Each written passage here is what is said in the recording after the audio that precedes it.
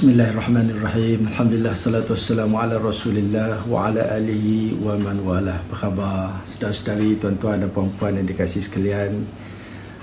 InsyaAllah sama-sama kita lagi dalam tazkirah santai di Planet Mahir, gedung ilmu online anda. InsyaAllah ya, macam biasa, macam hari-hari lepas kita bercakap benda-benda yang biasa-biasa je. Cuma nak peringatkan diri kita, mudah-mudahan kita sentiasa pertingkatkan Ramadan kali ini menjadi Ramadan yang lebih baik daripada Ramadan-Ramadan yang lepas.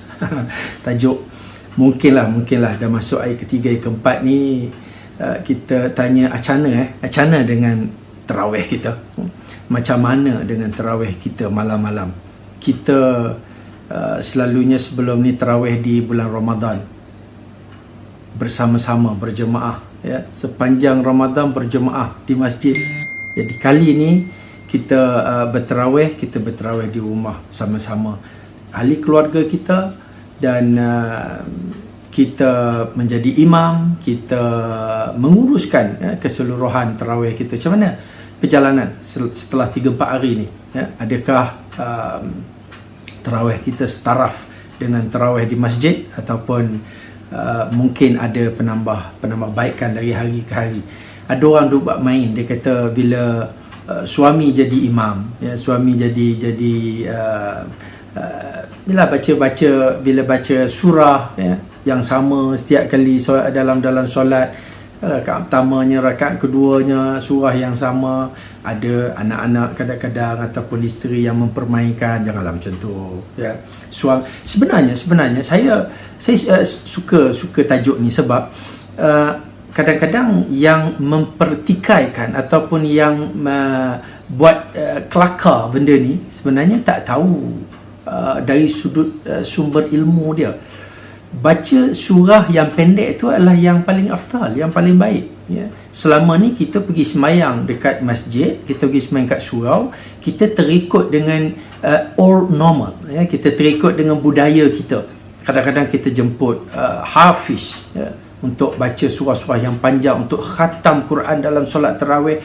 Yang ini sebenarnya tidak termasuk dalam sunnah ya. Kita disuruh supaya tarawih berjemaah, dan tarawih itu biarlah yang memudahkan semua ahli jemaah kita. Yang kedua, bila kita tarawih, kita solat, kita menjadi imam, kita disunatkan, kita disuruh supaya mengambil kira ahli jemaah kita. Jangan sampai separuh daripada solat tarawih kita ahli jemaah dah hilang separuh.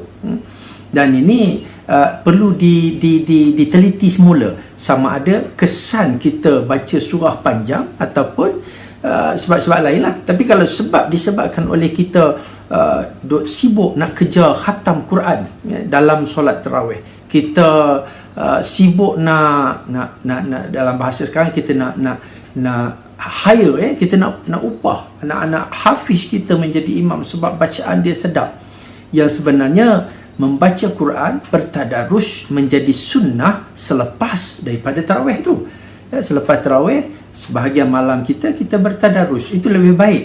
Dan kalau kita boleh ambil ahli-ahli hafiz kita ni untuk sama-sama memperbetulkan tahsin bacaan kita dalam sesi tadarus selepas daripada tarawih, itu lebih baik.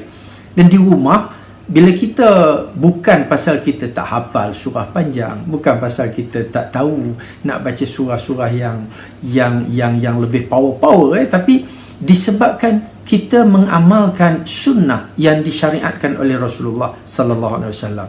Jom kita laksanakan sebaiknya, tak payah bergaduh pasal baca surah panjang. Yang penting tarawih mesti kita laksanakan secara istiqamah.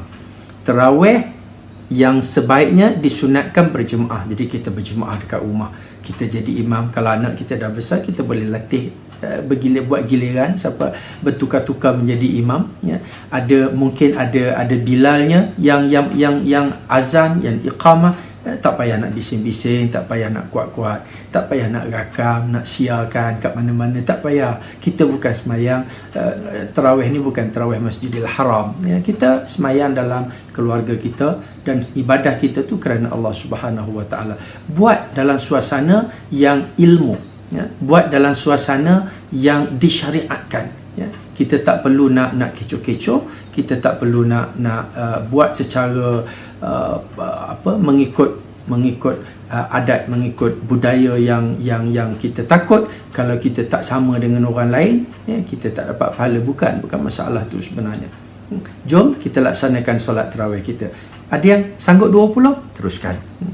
Ada yang tak mampu 8 pun boleh. Ada yang buat 10 pun ada, ya. Masjidil Haram buat 10 rakaat.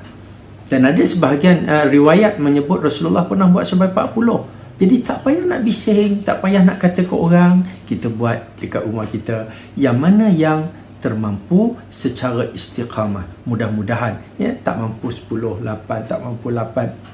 Buatlah juga. Tapi kadang-kadang malu kat anak-anak lah, malu kat isteri pasal pelik pada orang. Cuma daripada tak buat langsung, baik buat. Jangan sampai kita tak tertinggal tarawih kita, sebab tarawih ni hanya ada pada bulan Ramadan. Buatlah seberapa baik, seberapa banyak yang boleh. Sebaik-baiknya berjemaah, sebab kalau tak mampu berjemaah, buat seorang-seorang pun boleh. Tak mampu nak baca kuat, baca perlahan pun boleh. Tak mampu berdiri, duduk pun boleh. Macam-macam cara yang dibolehkan. Jangan sampai kita tak buat langsung, ya.